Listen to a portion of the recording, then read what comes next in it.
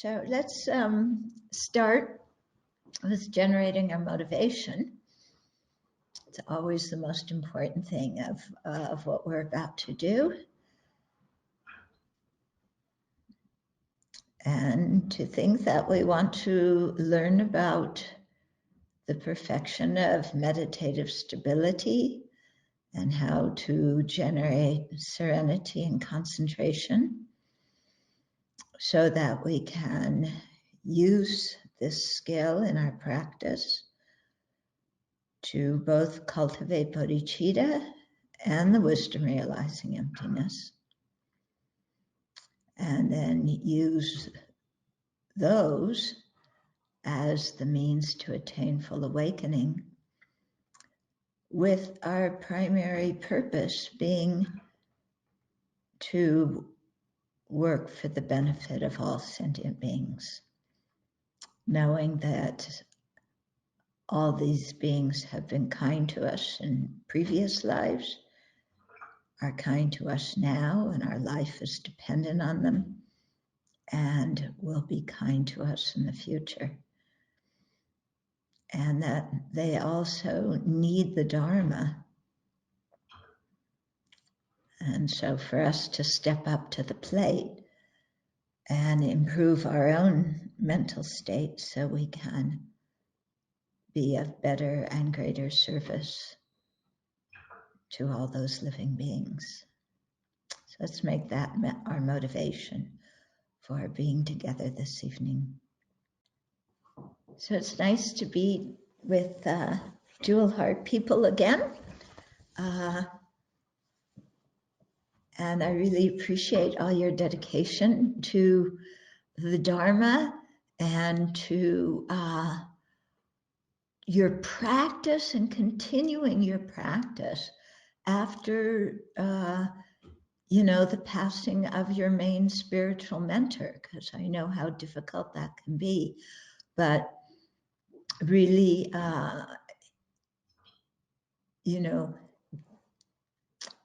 doing what Rinpoche would want you to do, which is to learn and practice. Yeah. And so thank you for that, because it really makes your life meaningful. It makes all Rinpoche's contributions to the spreading of the Dharma in this world worthwhile. And it's of great benefit to other living beings.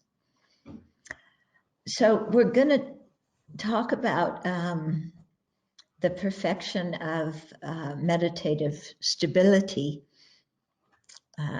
this evening. And I'm trying to think of how to cram the important points into an hour and a half, because I'm just finishing now a manuscript which I'm co-authoring with His Holiness. Did I just move that? I just finished, or I'm in the process of finishing this manuscript that I'm co-authoring with His Holiness. And several chapters in it are about developing serenity and concentration and meditative stability. So the book will be out, it should be out in October. It's called Following in the Buddha's Footsteps. And so I will give you a little bit this evening, and then when the book comes out, you will have lots to read.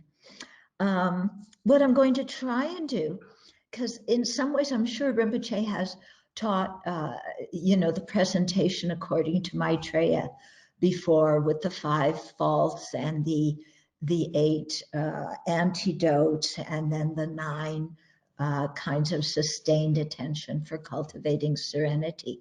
So you may have heard all of that before. What I'm going to try and do is bring into that discussion some of the perspectives from both the Pali tradition and the Chinese tradition that complement and amplify what we have in the Tibetan tradition. Okay, so concentration is, an important and useful skill that we need in our practice, because if we can't concentrate, then we may understand good qualities such as bodhicitta or whatever, but we can't really transform our mind because we won't be able to hold our mind on those meditations enough to really transform the mind. So concentration is really important.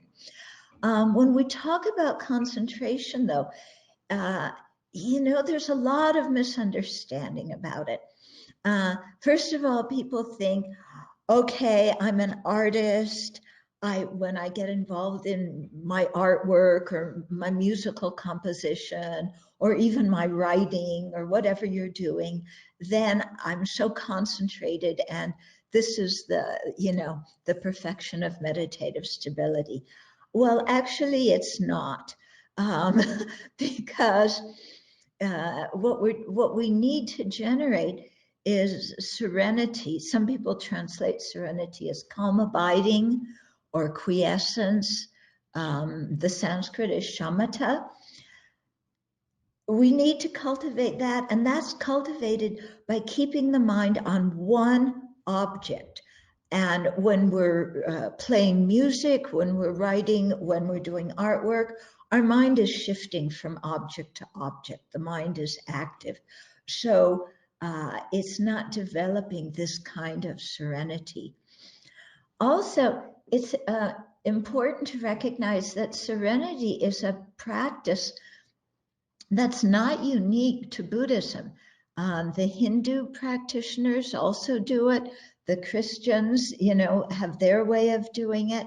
So it's a skill that people in any religious or spiritual tradition can develop and use to help them in their practice. What makes it a Buddhist practice is if we do it with refuge in the three jewels. Okay, so it's important at the beginning of a meditation session that we take refuge in the three jewels, that we cultivate our bodhicitta motivation, and that then we begin the actual practice. If we forget refuge, if we forget bodhicitta, then we may be developing serenity, but it's not going to be a Buddhist practice, and it won't be a Mahayana practice either. Okay, so these are some really important points that sometimes get skipped over. Okay, so samadhi or concentration, it's a word that's used in many different ways. Sometimes it refers to a mental factor.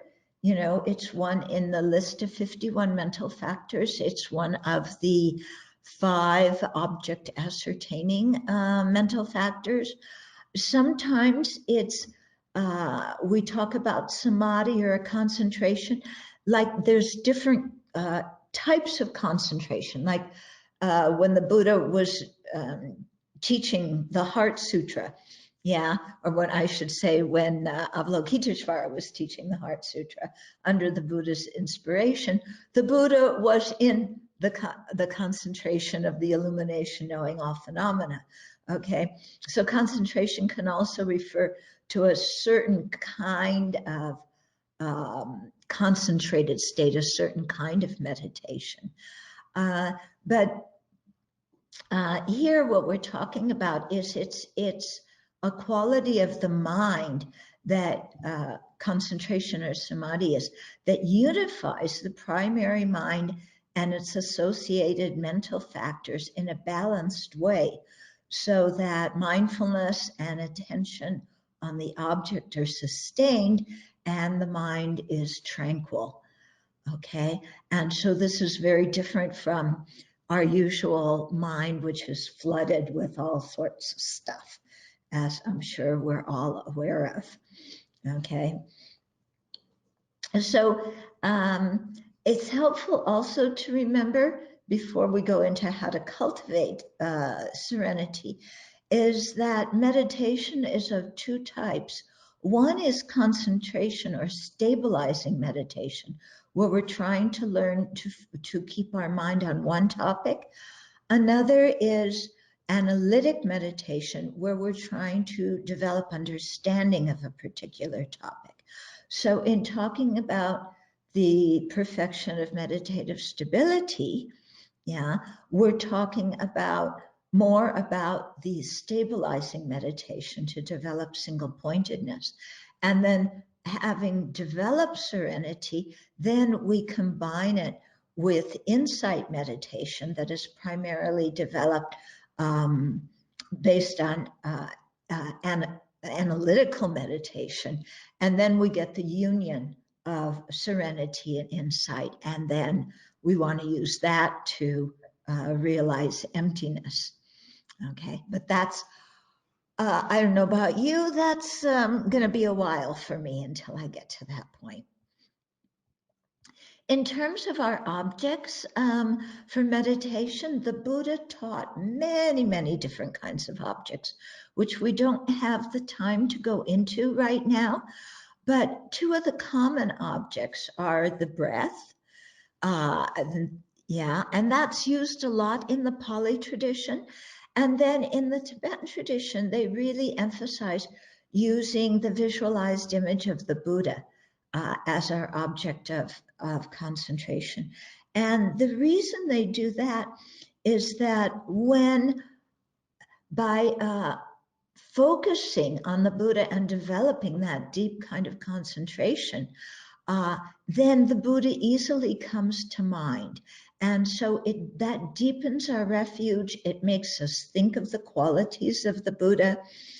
And it's also very, very helpful because when we die, if we can think of the Buddha at that time and hold the Buddha single-pointedly in our mind, it really helps taking refuge at the time of death. And as you probably know, if we die with a mind of refuge in the three jewels, then that prevents any kind of negative karma from ripening at that moment, the kind of karma that would throw us into an unfortunate rebirth.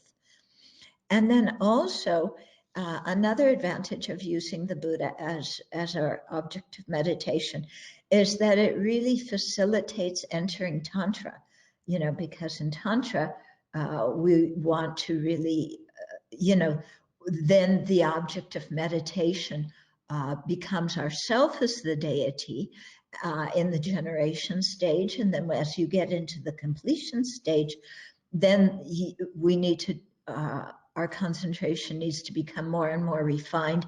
And so the object becomes different syllables or points in the body. And then we get involved with working with the winds and so on. So all that requires concentration. And using the Buddha as an image at first, is very helpful leading into Tantra to, further refine our concentration as it needs to be if we practice highest yoga Tantra. So when we use the Buddha as the object of concentration, and I don't know, I find this really beautiful, just focusing on the Buddha is so inspiring. For some people, it doesn't work. The breath works much better, or maybe, using love or compassion as their object of meditation works well for them. But for me, when I visualize the Buddha, it makes my mind happy. Yeah, because the Buddha's sitting there and he's so calm and he's so peaceful, and my mind may be, bananas all over the place, but if I can just focus on the Buddha and his very peaceful eyes, especially, and his calm appearance, then that automatically has an effect on my own mind. So when we use the Buddha as the object, first of all, they recommend that we do short meditation sessions, like 5 minutes to start with.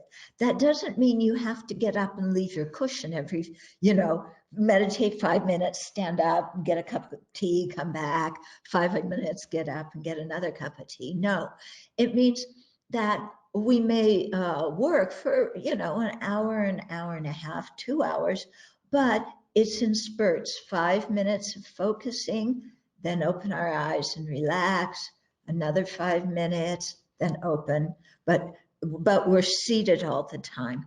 And then as our concentration improves, then we can extend the amount of time that, from 5 minutes to 10 minutes to 15 and so on. But they really say do short sessions because it prevents the mind from getting too tired. And we want to have some feeling that we're getting somewhere so that we want to come back and meditate. Whereas if we do really long sessions and we can't concentrate, then sometimes we feel discouraged. Then it's hard to get ourselves to the cushion again. So short sessions to start with is really the key. So we start by looking at an image of the Buddha, and it can be a thangka, it can be a statue, whatever.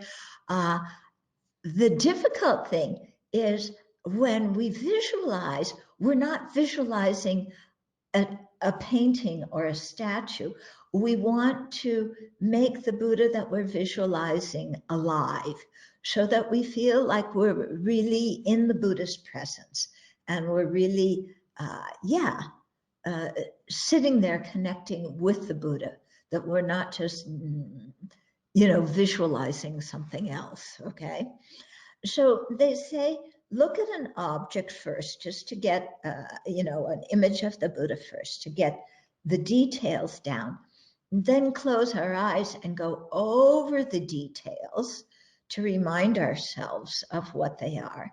And after we've done that, then to focus on the whole image of the Buddha, whatever image it is.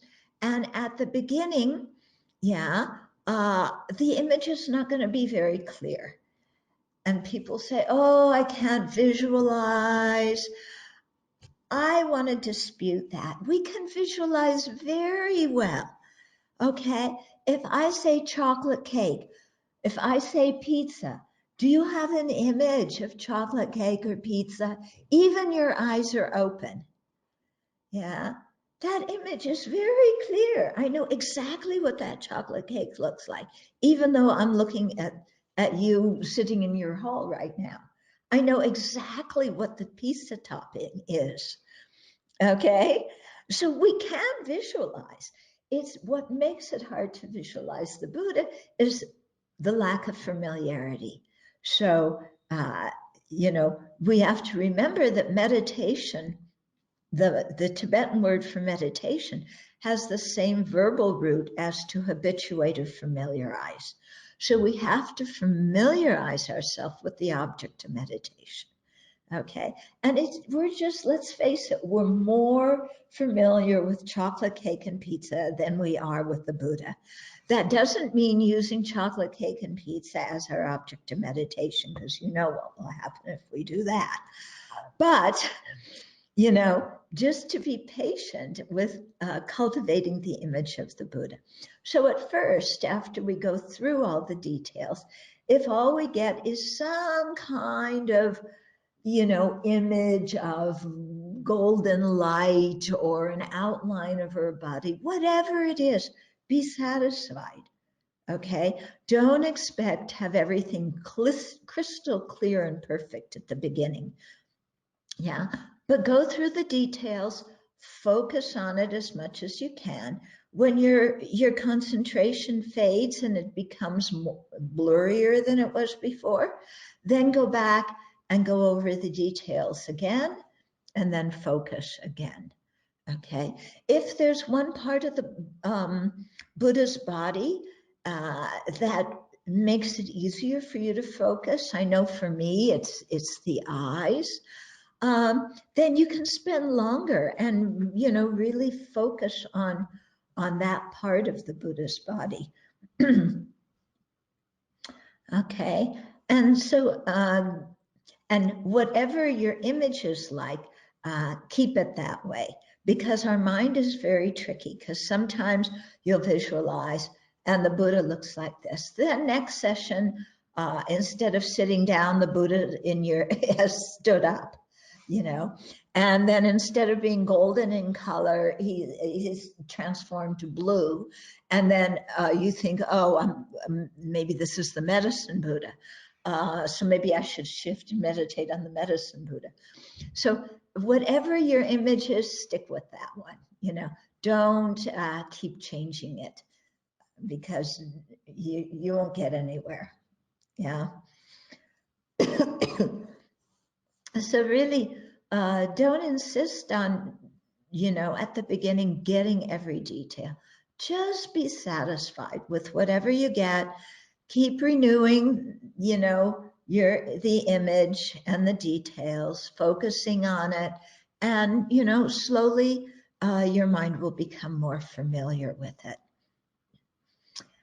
Okay, now the thing where I want to talk more about is the hindrances, because this is what really comes up, and you know, the instructions for how to meditate on the Buddha, you know, as the object of our serenity. They aren't too difficult, but the hindrances really come up. So there's kind of two sets. There's the 5 hindrances, and then there's the 5 faults. Okay, Maitreya teaches about the 5 faults and the 8 antidotes. Okay, the 5 hindrances are taught in both the Pali tradition and the Sanskrit tradition. And so I want to talk more about these, because they really come up very powerfully for us, those of us who live in a society and live the kind of life where our sense organs, our sense faculties, are constantly looking at different objects. Okay, and so yeah, we're so used to, you know, interesting things to look at, that and we're so involved with our emotions and our responses to things, that I think these 5 hindrances, which, like I said, are explained in both the Pali and Sanskrit traditions, that it's really good to try and get a handle on them. And of course, some of them overlap with the 5 faults that Maitreya taught. Okay, but these 5 hindrances are coming directly from the sutras. Okay, so the 5 hindrances. Okay, first one, sensual desire. Gee, are we surprised? That's, you know, that's our favorite thing, isn't it? You know, what are the objects of attachment that we want to be close to? Second one is malice. Third is lethargy and sleepiness. Fourth is restlessness and regret. And then 5th is deluded doubt. Okay, I don't know about you. I have all these 5 going on constantly in my mind. Okay, so let's go through some of talking about what they are and some of the antidotes. And I'm in the process of doing this, I want to read you some citations from a text that is from the Chinese tradition that is credited to Nagarjuna. The Tibetans, I don't know why they don't have this in the Tibetan canon, but it's an incredible text, huge text that Nagarjuna wrote, or at least that's attributed to him. So I want to read some quotations from that, because I found them quite on the point. Okay, so let's start with sensual desire.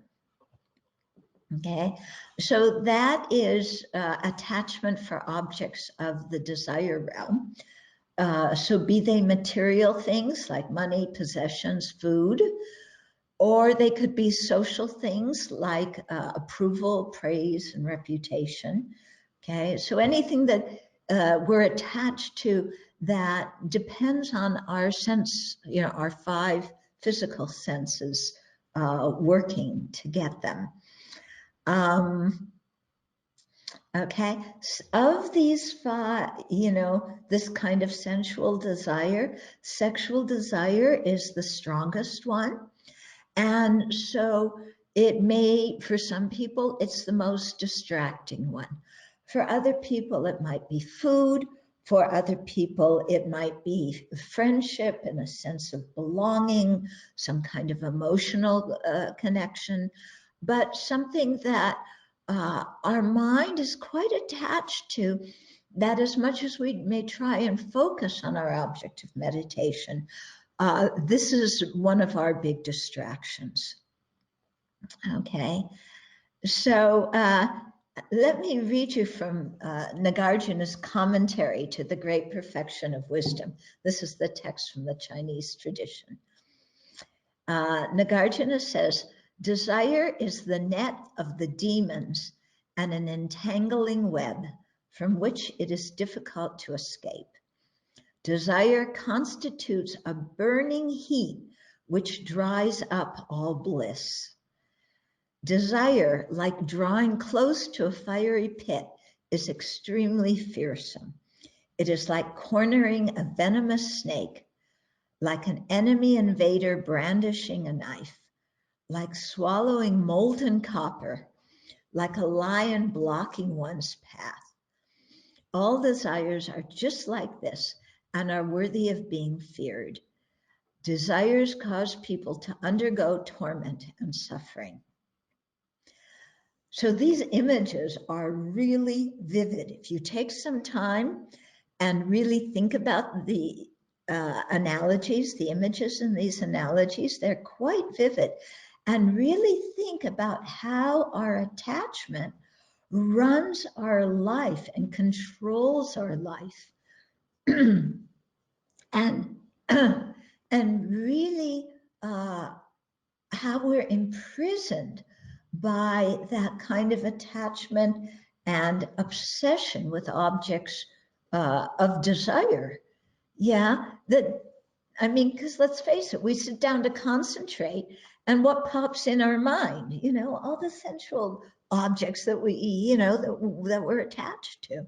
Okay, so we're not saying that pleasure is bad. Nothing wrong with pleasure, nothing wrong with happiness. That's why we want to practice the dharmas, because we want happiness. But the attachment to sense pleasure is a big, big impediment, like the citation is saying. So here's a little bit more from Nagarjuna.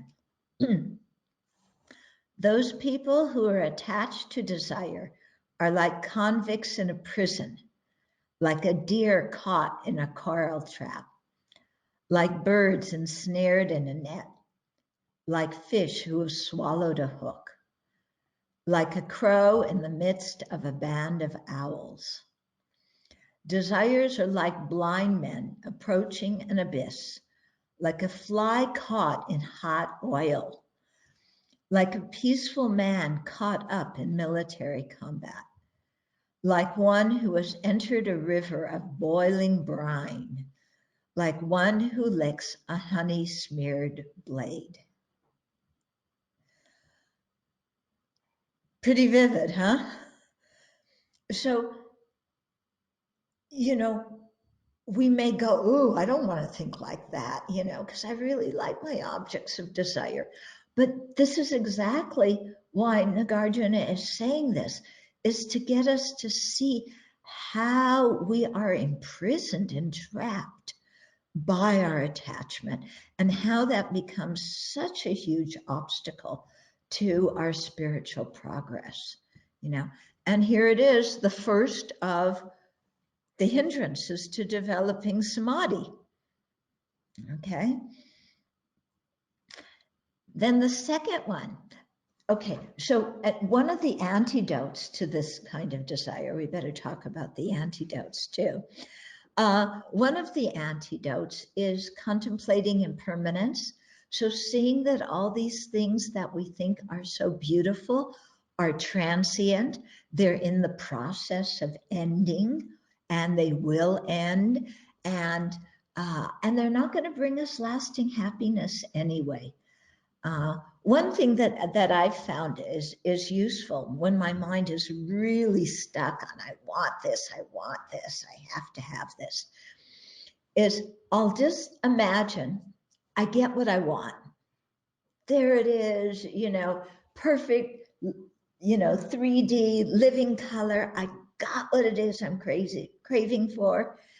And then I ask myself, now am I completely happy? Okay.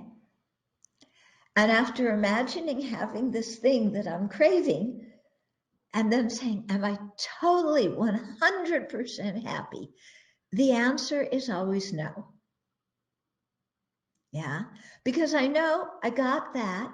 And then after a while, it's going to disappoint me. It's going to vanish. And anyway, I'm still subject to aging, sickness, and death. So I'm certainly not going to have ultimate happiness and real security. So I find that technique is very helpful for me to shift my mind away from objects of attachment, and back to the image of the Buddha. Okay, so meditation on impermanence, meditation on the defects of samsara. Another technique that's interesting is, whatever image, object of attachment that is coming into your mind, have it explode into atoms, and each atom is a Buddha. Yeah? So there's your chocolate cake or your boyfriend or whatever it is, exploding into atoms, and each of those atoms is a radiant Buddha. Yeah. It's very helpful, very helpful. Then you just let go. Okay, so sensual desire, that's the first hindrance. The second one is malice. Okay, so malice is ill will. It's the wish to give harm, and it may arise towards many objects, a particular person, physical pain or mental anguish, loneliness, conflicting ideas, dare I say political figures, sounds, whatever meets our disapproval. And I think now in our country, the malice so easily comes up because of what's happened since the election. And the divisions within the country, the, how should we say, that there's very little rational political discussion and policy discussion. Everything has become reality TV in a way, hasn't it? And we're all kind of hooked on the chief actor of our reality TV, wondering, and every day it's a new crisis. Every day it's a new thing. And then we easily have malice developing, either towards politicians, or we lump together all of their followers and, brand them with a name and then just dismiss them. And that's not very helpful. And that's really, as tempting as it is, it's not really in accord with our whole Buddhist way of looking at things, where we try and understand other people's perspective and have compassion for them, instead of just giving them a label and throwing them out. Okay, so malice may be for political figures. It may also be towards people that we're mad at, it's like, I want my revenge. I want to, get even with somebody, give them a taste of their own medicine. And clearly we can see how malice becomes a big problem in our meditation. Yeah, because instead of imagining the Buddha, yeah, what are we thinking about? Well, I'm going to say that, and that'll really get to that person. Okay, plotting how we're going to hurt somebody. Okay, so then I want to read you some more from Nagarjuna. And here, the Shakra, the king of the Devas, asked a series of questions to the Buddha, and then the Buddha is going to reply to them. Okay, so Shakra asks the Buddha, okay, what thing is it which killed brings peace and security? Okay. Now, what's interesting about these questions is if we have malice in our mind, what thing is it which killed, brings peace and security? Osama bin Laden. We think of our enemy or something like that. So it's interesting with these questions to see what we normally think of and then what the Buddha's answer is going to be. Okay. Second question he asked, what thing is it which slain one has no regrets? What thing is it which is the root of venomousness and which devours and destroys all forms of goodness? What thing is it which one slays and then one is praised? And what thing is it which slain brings one no more distress? So those are Shakra, the king of the Devas, questions to the Buddha. The Buddha replies, if one kills anger, the mind will be peaceful and secure. If one slays anger, the mind will have no regrets. It is anger which is the root of venomousness. It is anger which destroys all forms of goodness. If one slays anger, all Buddhas offer praise. If one slays anger, one has no more distress. Yeah. So I find that very powerful because it's really pointing out the disadvantages of anger and malice. And just see, before we can begin to deal with our anger, we have to see its disadvantages. Otherwise, we think anger is great. It protects me.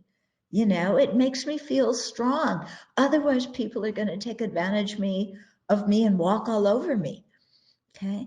So contemplating, like in this quotation, I find very helpful, And then, of course, in our tradition, as we all know from studying Shantideva's text, there's so many counter forces to anger.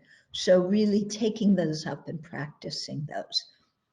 So I won't go into them now because I think you've heard them or can hear them.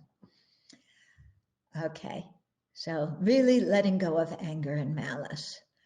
And then you can see how that would really help our concentration. Yeah, because if we're angry at somebody, it's so difficult to concentrate, isn't it? Yeah, even if you bring your mind back to the object of meditation, 2 minutes later, not even 2 minutes, 2 seconds later, our mind is still ruminating and, I can't stand what this person did. Yeah, big problem. The third hindrance, and here the third hindrance is lethargy and sleepiness.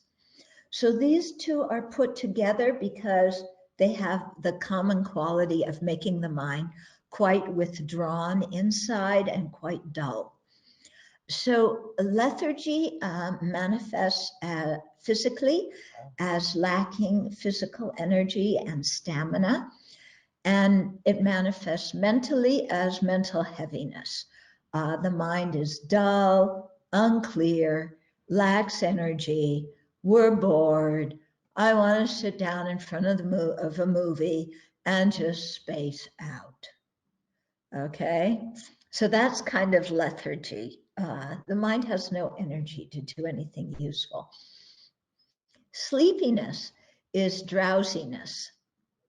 Okay, so the five sense faculties have withdrawn within, and we may even nod off in our meditation. Anybody fallen asleep during meditation? Yeah? Have you ever seen anybody fall over during group meditation because they fell asleep? Yes? You know, you're meditating in a group and then suddenly you hear clunk. Okay. Huh? Snoring. You've heard snoring. Okay. Okay. So lethargy and sleepiness are distinct mental factors, but they're explained together because they have the same cause and function and antidote. Okay. Okay. So from one perspective, lethargy and sleepiness are more problematic than other hindrances. In that other hindrances, we can often dispel simply by identifying them. You know, when we're used to the antidotes, we can simply identify the hindrance and let it go. Lethargy and sleepiness, it's not really like that, is it? You know, you're dull in your meditation. Oh yeah, I have mental heaviness. That identifying it doesn't dispel it. Okay. And many times it's even difficult to recognize lethargy and sleepiness because the mind's already clouded over and sunk into it. Okay. So, and it, you know, we say to ourselves, we have such interesting ways of rationalizing things. Oh yes, I'm so sleepy because I didn't get enough sleep last night. Okay.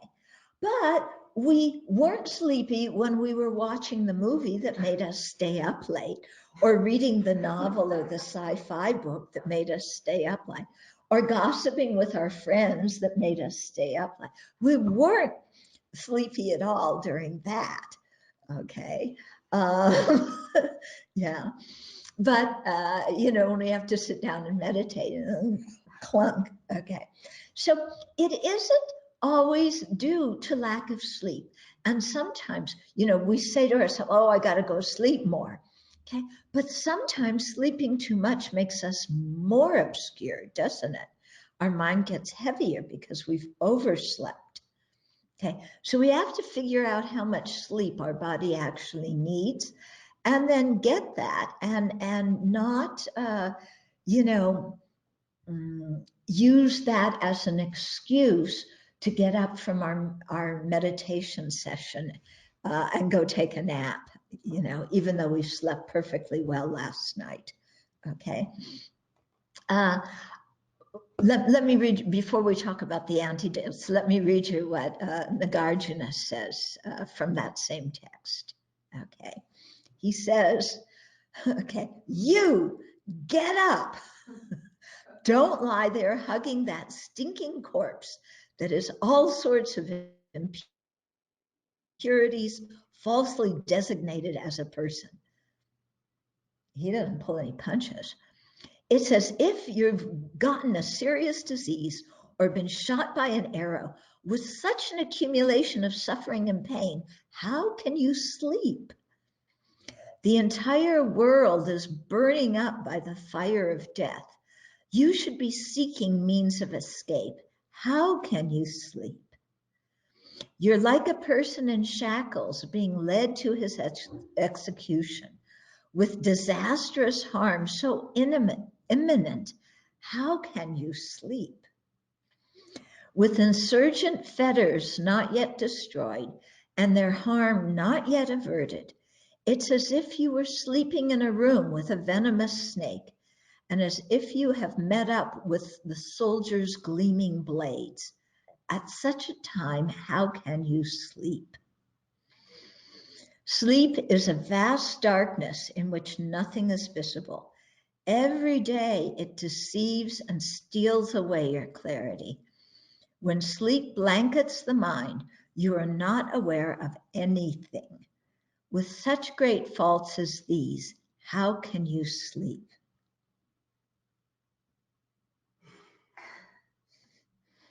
Okay, it sounds kind of like Shantideva, doesn't it? I find this way of talking very helpful in my practice. This way of like, okay, look at it, get yourself together, kid, instead of, oh, well, yeah, you might feel a little bit lethargic. That's okay. Don't worry about it. Take a nap. I don't find that way of dealing with my afflictions very helpful. I need the Shantideva and Nagarjuna approach of like, look at this and cut it out. Yeah. Okay. So sometimes you may see in your meditation, your mind can be very restless at one moment, and the next moment, drowsy. Have you been able to see that? Yeah. Very busy one moment, then suddenly you're asleep. Then you wake up, and again, objects of attachment, sensual desire. Then you wake up in your meditation again. Okay. So we can see that it's not necessarily signs of physical, physical fatigue or anything like this. So sometimes the lethargy and the sleeping comes because of karmic obscurations. Perhaps in previous lives, we weren't very respectful towards Dharma materials. We stepped over them, we sold them, we created all sorts of negative karma with Dharma materials, or we mistreated holy objects, and just general disrespect to the three jewels can make it so that this life, our mind very easily gets drowsy or lethargic. Okay, so if that's the case, then doing purification practice is really helpful. Okay, so doing Vajrasattva, really focusing on purifying negativities accumulated from disrespecting the three jewels. Also, prostrations, the 35 Buddha practice. Yeah, very, very helpful.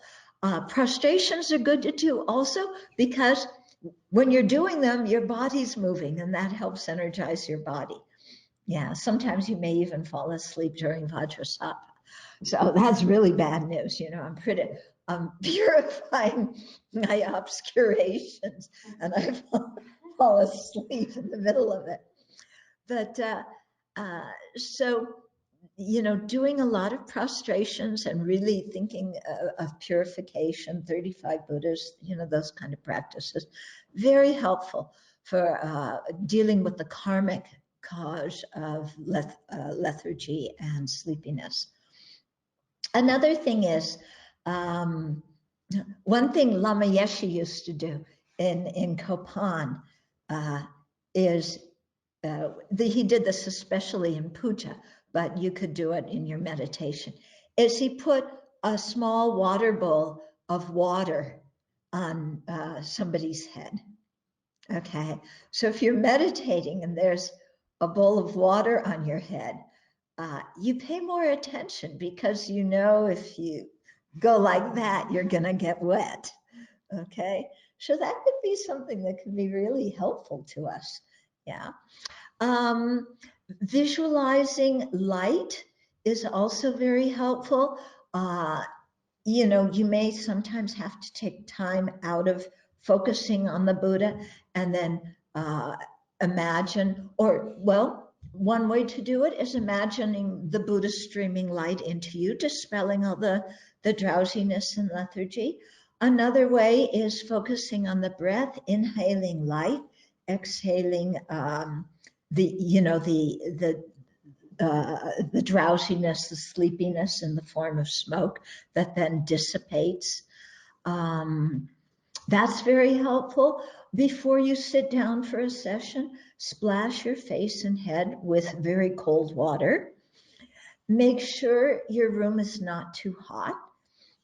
As if you sit down to meditate and you're all cuddled up with a nice warm blanket, then it's very easy to get drowsy. If you're a little bit cold, you stay awake better.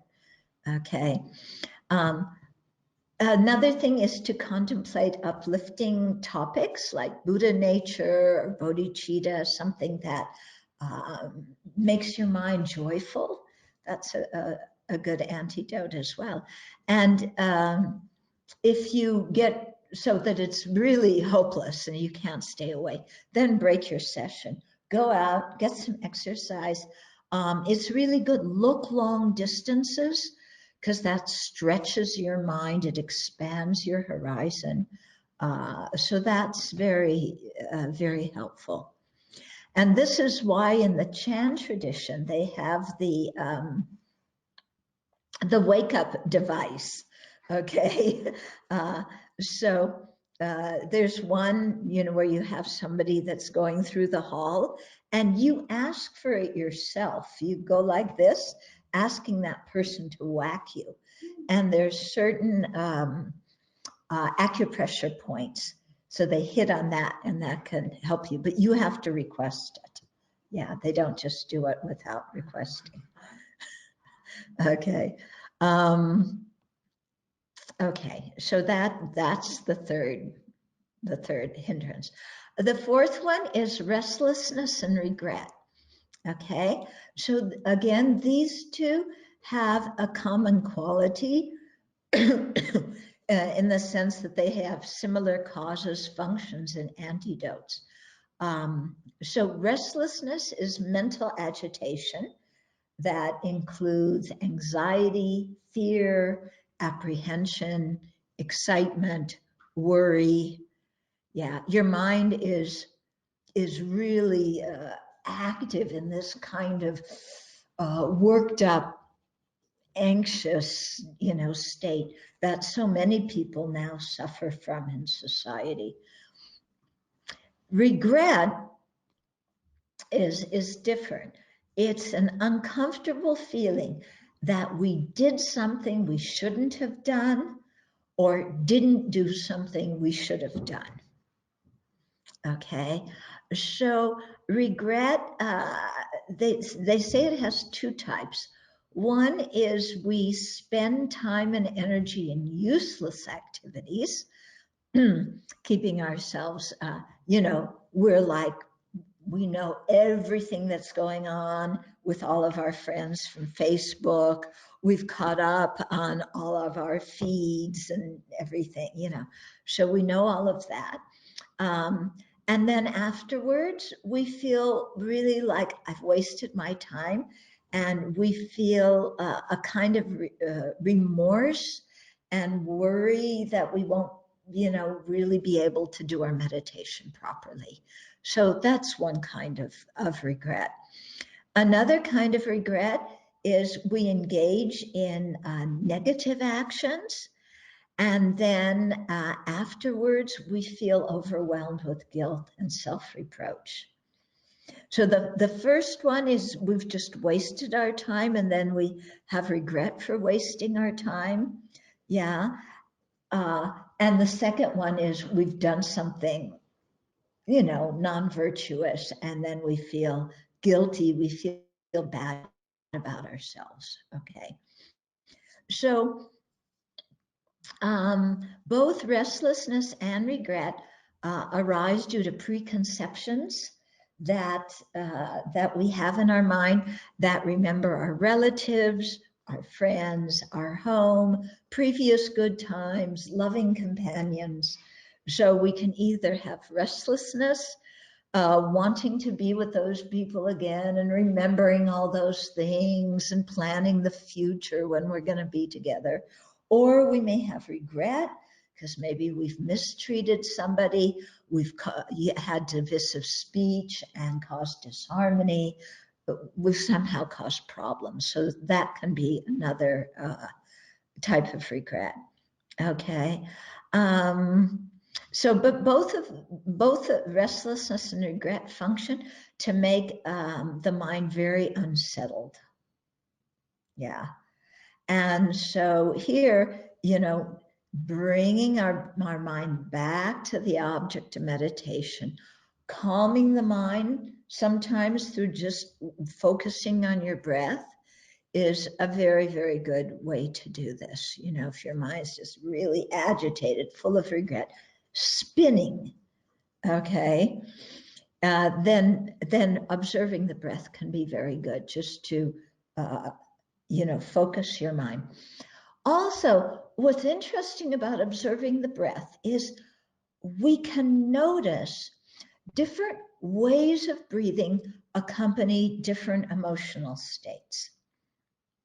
Okay, so sometimes we can notice our emotional state by first noticing the type of breathing we have. If we're very relaxed, we breathe slower. The breath is finer and smoother. If we have restlessness or regret, our breath is faster. We're breathing from up here instead of down in our belly. Okay, so we can notice these emotional states through noticing the breath. We can also, if we notice the emotional states, help to calm those down by directing our breath. So if our mind is very anxious and restless, okay, then just try and breathe a little bit slower. I'm not saying deep breathe. I'm not recommending that. I'm just saying try and breathe a little bit slower. Lower your focus to your belly and make sure that your belly is expanding when you inhale, contracting when you exhale. Because when we have restlessness and guilt and we breathe from up here, our belly isn't moving. We just move from up here. If you shift down to your belly and then really try and make sure that it's going out when you inhale, in a little bit when you exhale, but gently without forcing it, then that can help calm the emotional state down. Okay, so that's a good way to deal with it. Okay, let me read you what Nagarjuna says about guilt. Okay, he it's a form of regret. He says, if you feel regret for an offense, having regretted it, put it down and let it go. Okay, I think you need to write that, on, I don't know, this should be the kind of thing we put on our refrigerator or we put on our meditation table to remind ourselves of a lot. Okay. If you feel regret for an offense, having regretted it, put it down and let it go. In this way, the mind abides peaceful and happy. Do not constantly remain attached to it in your thoughts.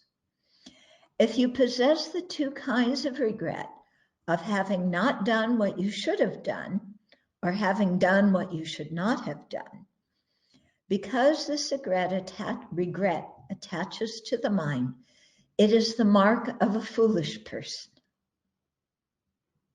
Okay, because we're stuck on it. We're ruminating. Okay. It is not the case that on account of feeling guilty, you will somehow be able to do what you have failed to do. Okay. All of the ill deeds that you've already committed cannot be caused to become undone. So what he's saying here is, if we feel guilty, that doesn't clear up the negativity. It doesn't undo the action. Okay. If we have regret, we need to do the 4 opponent powers of purification and then put it down. But just sitting there and feeling guilty, I'm so bad, I'm so terrible, that doesn't help at all. Okay, so better to do purification practice. Okay, then the fifth and last of the 5 hindrances is deluded doubt. Okay, so doubt is indecisiveness. It's a two-pointed mind. Okay, you're at a crossroads. You're right there. Should I go this way? Should I go this way? Well, if I go this way, but if I go that way, I don't know which way to go because I don't want to cut off my options. I want to keep all my options open. Yeah, because if I take this viewpoint, what happens after a while if I really want to take that one? Or if I take that one, what happens if I don't really want that one, I want to do this one? So instead of making a decision and trying anything out, you stay right in the middle at the crossroads and lament. Okay, so we have a skit at the Abbey. It's called "The Turkey Who Sits on the Fence as Thanksgiving is Approaching." Okay, that's a dangerous state to be in if you're a turkey. Yeah, you don't sit on the fence. Okay, so there's different kinds of doubt. One kind of doubt is curiosity. You want to learn. You're not sure. You've studied something. You don't know. Is it this? Is it that? You haven't understood it. You want to learn more. That kind of doubt is really good. That's not the deluded doubt that we're talking about here. Okay.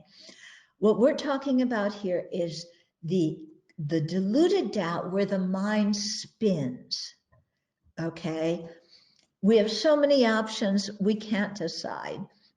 Or there's just too many thoughts. Is it this? Is it that? I don't know. I'm so confused. Okay. And so here, the deluded doubt specifically concerns Dharma teachings. Okay. Like, does rebirth really exist? I don't know. I don't know about things being empty, or maybe they are, maybe they aren't. Is it really possible to become a Buddha? How do I know I can become a Buddha? Maybe all this meditation stuff is really useless. Yeah, I shouldn't do it. Yeah, I got an email from somebody recently who said, oh, I just started feeling really discouraged in my practice, and I started thinking that this meditation stuff just wasn't for me. It's not getting me anywhere. I'm not progressing, so I better stop meditating.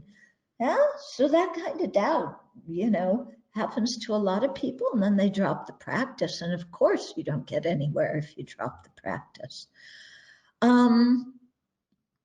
So there's different kinds of doubt that we have to be really aware of. One is doubting ourselves, okay? And this is the kind of doubt that prevents us from trying. I'm not capable, my intelligence is too limited, I have too much negative karma, the afflictions are too strong. So this kind of doubt just paralyzes us. It's a kind of discouragement that is, but with question marks in the end. Can I really eliminate afflictions? I don't know. Is Buddhahood possible? I don't know. Maybe I could be going out with all my friends right now. Maybe that's better for me. Okay, so doubt in ourselves. Second kind of doubt is doubt in our spiritual mentor. And so this arises from looking at our spiritual mentors with, but only looking at their superficial characteristics with a very judgmental mind. Okay. Is my spiritual mentor, do they really know what they're talking about? Do they have realizations of the path? Will following them really help me? Are they giving me right instructions or wrong instructions? I don't know. Okay, that's another kind of doubt. A third kind of doubt is doubt in the Dharma. Okay, is Buddhahood possible? Does the path really work? You know, what are the steps on the path? They give it in a certain order, but I don't know if that order really is the correct one. Okay, so that kind of doubt. So doubt in ourselves, doubt in our teachers, doubt in the Dharma. Yeah. And if you get stuck in this, sometimes it's really difficult to recognize it because the mind thinks, oh, these are really urgent questions I need to answer. But actually, our mind isn't approaching these topics with curiosity and wanting to learn. It's approaching these topics with this ruminating mind that just goes around and around in circles, that doesn't really want to hear anybody else's perspective. Yeah. Okay. So here's what Nagarjuna has to say about it. Just as when a person stands at a fork in the road and is so confused by doubt that he goes nowhere at all, when you seek realization of the true character of phenomena, doubt acts in just the same way. Because you remain doubtful, you don't diligently seek to realize the true character of phenomena. This doubt comes forth from confusion. Among all the detrimental mental factors, it is the worst. Okay? Although you may possess doubts while abiding in the world, you should still accord with the sublime and virtuous Dharma. Just as when you contemplate a fork in the road, you should follow the path which is most beneficial. Okay. So,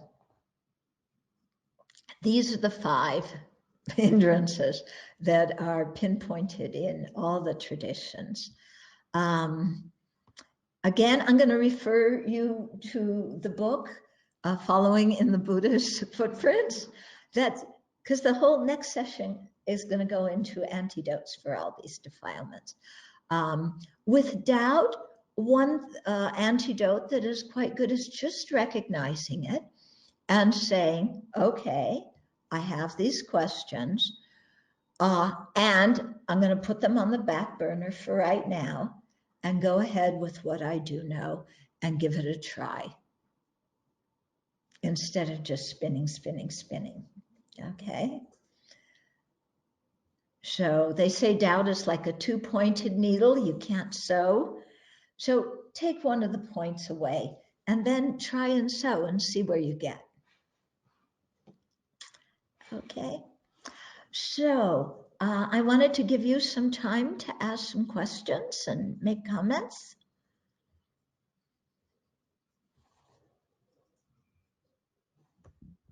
Let's see if we have any here.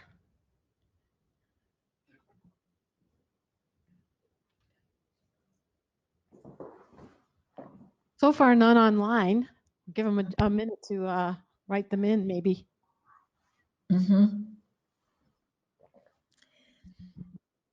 Maybe you all fell asleep.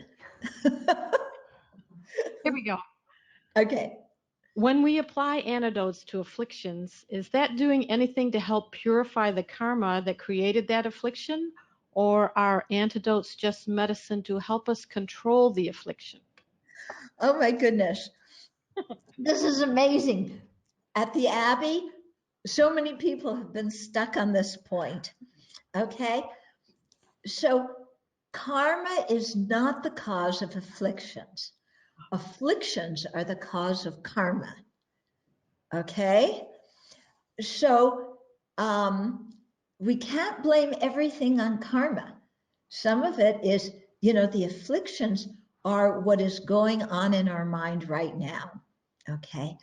Through the afflictions, then we act. Those actions are karma. The karma leaves karmic seeds on our mind stream, and the karma ripens. You know, we talk about the 4 results of karma, the rebirth that we're going to have. When we're reborn human, the kind of situations we experience, the kind of habitual actions we do, and then also the environment that we're born into. So we have those 4 different results from karma. The karma does not cause the afflictions, okay? So somebody may say, oh, but one of the results of karma is the habitual tendency to do the action again. Yes, that's very true. It's to do the action again. It's not to have the affliction again. Now you may say, but the affliction has to motivate that new action. Yes, that's true, but the affliction arises from the seed of the affliction in our mind stream. Okay, the affliction does not arise from the karmic seed. It arises from the seed of the affliction. So we have different kinds of seeds in our mind. Okay, so we want to purify our karma, okay, but we also want to apply the antidotes to the afflictions. So those two help each other, but they're not exactly the same. Okay, when we do the 4 opponent powers to purify karma, we begin with regret. Yeah, we then take refuge and generate bodhicitta to change our relationship with the object that we acted non-virtuously toward. We make a determination not to do it again, and then we do some remedial behavior. So that's purification of karma. In doing the opponent power of regret, we may also look at the affliction that was together with the mental factor of intention, and that mental factor of intention is karma. So we may, in generating regret, it's very good for us to look at our intentions and our motivations, and then see what afflictions lay behind them, and then apply the antidotes to the afflictions. So if the affliction is anger, we meditate on love, we meditate on fortitude or patience. If the affliction is greed and attachment, we meditate on impermanence, on the defects of samsara. If, the affliction is jealousy, we meditate on rejoicing. If the affliction is arrogance, we meditate, I meditate on the kindness of others to see that actually I didn't come into this life knowing anything. Everything I know and everything I can do comes from others. They also say another antidote to afflictions is contemplating the 12 sources and the 18 constituents, because they're very confusing, and that decreases your pride. Okay, so we have to apply the antidotes to the afflictions, yeah, but we purify the karma, yeah. So those are different, they are related, yeah. The realization of emptiness is what cuts the, we can use that realization of emptiness to cut the continuity of the afflictions and to eliminate the seeds of the afflictions. The realization of emptiness also helps to purify the karmic seeds on our mind stream. Okay. But before we get to emptiness, there's a lot of other things that we have to do to really work on our mind. Okay, so does that answer that question? Okay, do you want to say the question again and see? It sounded like it. Let's see. When we apply antidotes to afflictions, is that doing anything to help purify the karma that created that affliction, or are antidotes just medicine to help us control the affliction? Yeah, okay. I think what I said, hopefully it helped with that. Yeah. We do have a couple people wanted to know the title of the Nagarjuna text. Okay. It's the commentary on, let me find it here. It's called the Commentary on the Prajnaparamita. What you can do is it's online, or at least part of it is online, at a website called Kalavinka, KALAVINKA.org. I think it's .org. And so it's translated by an American bhikshu in the Chinese tradition named Venerable Dharma Mitra. And so he's published it, and he has a couple of volumes of it on the Kalavinka website. Let me see if I can find the English title here.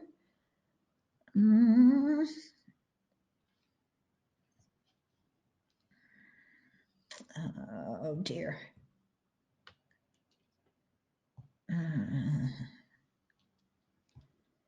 It's a commentary on the Prajnaparamita, for sure. That I remember. Okay. Okay. Commentary to the Great Perfection of Wisdom. Yeah. So commentary to the Prajnaparamita. Commentary to the Great Perfection of Wisdom. But like I said, it's not in the Tibetan canon, but it is in the Chinese. And so go to the Kalavinka website.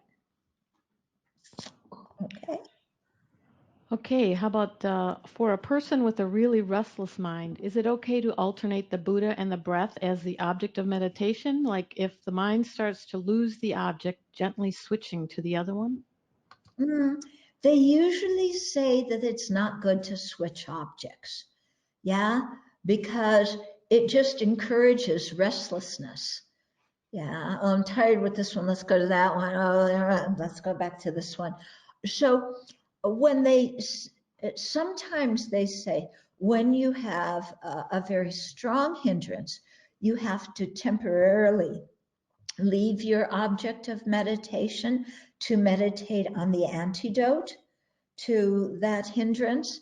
So, meditating on the breath is an antidote to doubt. It is an antidote to restlessness and regret.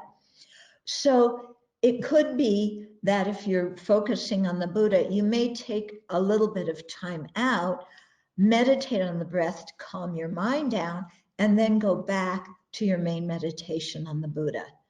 But don't keep going back and forth between objects of meditation because, you're not gonna. It's like dating two people at the same time. Okay, you're not going to establish a really good relationship with either of them. Oh, is this nun saying this kind of thing? Oh dear. Okay. Okay, how about this? Uh-huh. If karma is not the cause of our afflictions, then what is the cause of afflictions? The four aspects of karma are that karma is definite, fast-growing, we will always meet with the results of our actions, and we will never have any experience that is not the result of our actions. So therefore, isn't an affliction the result of a karmic act? No. The affliction is the result of there's the previous afflictions. Karma may put us in a certain situation. Okay? Karma results in our rebirth in the situations that we find ourselves in. In those situations, we may then generate afflictions. But the karma is not causing the afflictions. The afflictions are in our mind. Okay? So we may be in a certain situation. Okay? Let's say we have an unpleasant feeling. Okay? A painful feeling. Then our mind reacts to the painful feeling with the affliction of anger, let's say, okay? So the karma put the karmic seed in our mind. The karmic seed ripened in the situation. The situation, when we experienced it, we had a certain feeling. And then in response to that feeling, an affliction arose. If you remember in the 12 links, okay, there's 2 points of cutting the 12 links. One is at the point right before you generate ignorance. The other point is between the 7th and 8th link, between feeling and craving. Okay, so a feeling arises, yeah.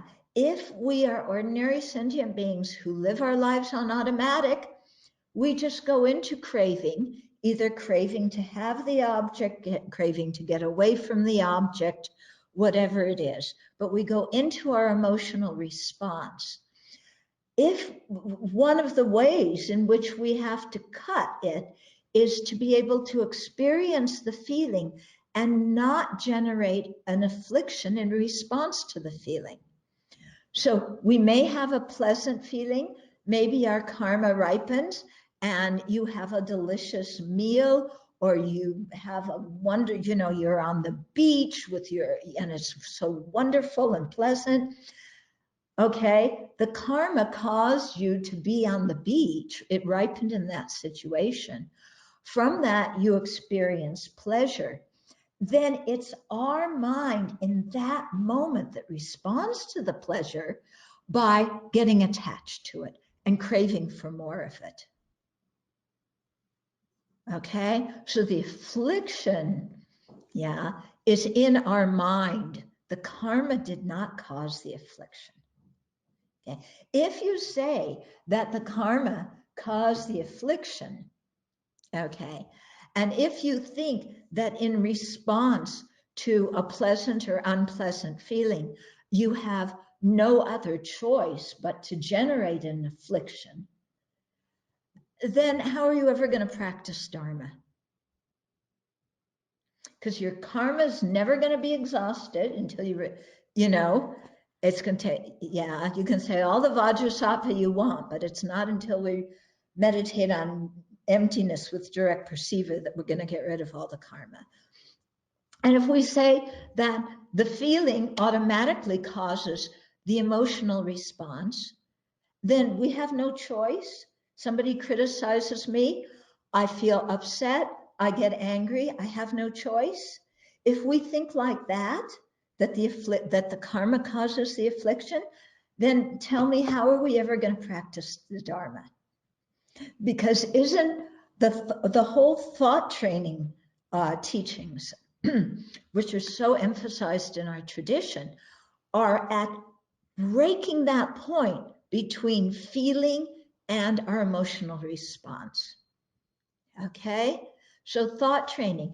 Somebody criticizes you, there's a painful feeling. How do we respond? Not with anger. We train our mind to respond with love or with compassion for that person's pain. Or we think the situation was a result of my own karma. Why blame that other person? Okay, we say the situation arose from my own karma, so I can't blame the other person for doing that to me. Okay, so why be angry? Or great attachment arises, you know, and so there's the feeling, and then we stop and think, wait a minute, that's not going to bring me everlasting happiness. Yeah, I want to practice the Dharma. I want to be free of samsara altogether. I don't want to keep going on this merry-go-round.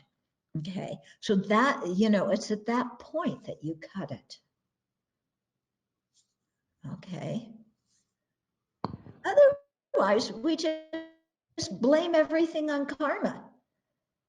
Yeah, but you look in the 12 links, karma is the second link.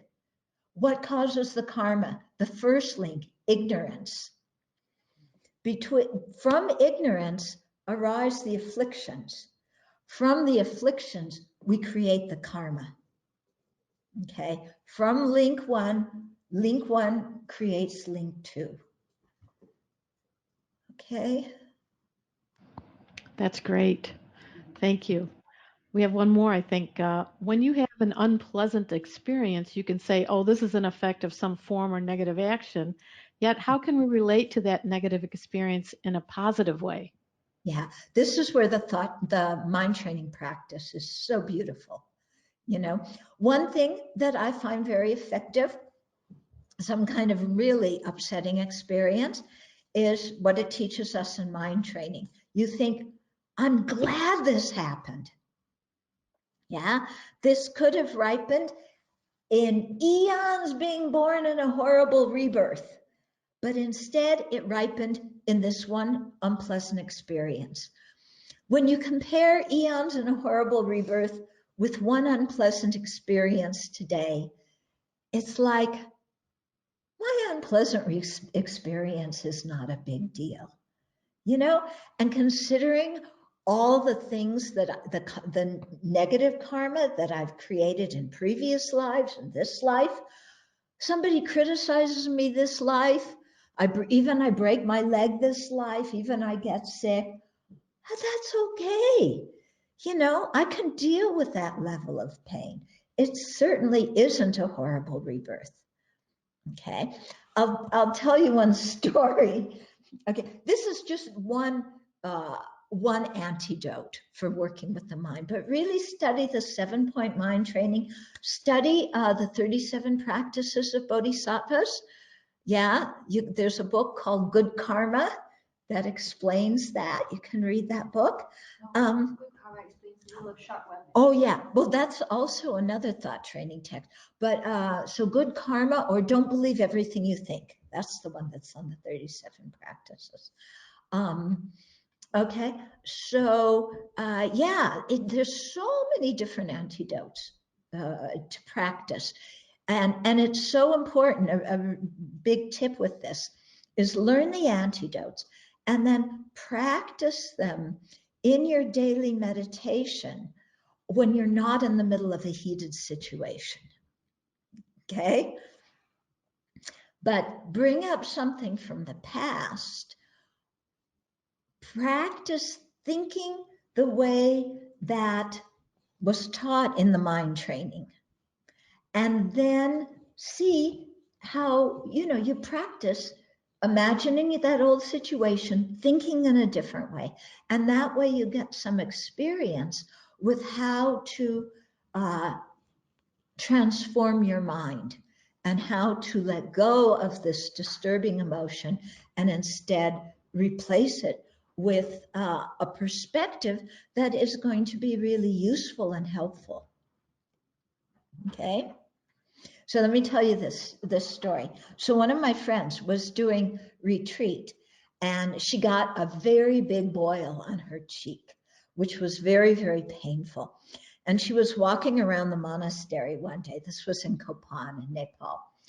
And she saw Kemche Sopa Rinpoche. And, Rinpoche said, what happened? And she said, oh, I have a boil. It hurts so much. Rinpoche said, fantastic. And she was like horrified. What do you mean, Rinpoche? Fantastic. It hurts, And then he went on to explain, this is a boil is nothing. You could have been having a horrible rebirth for eons. A boil, you experience a little bit of pain. You go to the doctor, you put hot compresses on it, it'll go away. It's not a big deal. Yeah. But it was so shocking to her was how happy he was, So it's really, this story, has really made me think like, wow, if I can greet everything that disturbs my mind with how fantastic, this is purifying some negative karma. This situation is purifying some negative karma that I created before under the influence of my self-centeredness. So now I'm not going to fall prey to self-centeredness again and create more negative karma in response to the negative feeling as that that I'm having as a result of this situation. Yeah. And I find that quite helpful. You know, it's a total switch from the way you want to think. You know, when we have pain, it's like, oh, can I have some some pity? You know, can somebody help me? And this, you know, and the thought training teachings say, forget about self-pity. Yeah. You have to train your mind. You want to become a bodhisattva, you have to train your mind. Yeah, you can't just let your mind do its same old things again and again. You're not going to become a Buddha by that. Okay. That's wonderful. Thank you. Thank you so much. And everyone online says thank you. They're so grateful to you. And thanks for joining our 6 Perfections here. And we hope you join us again sometime soon.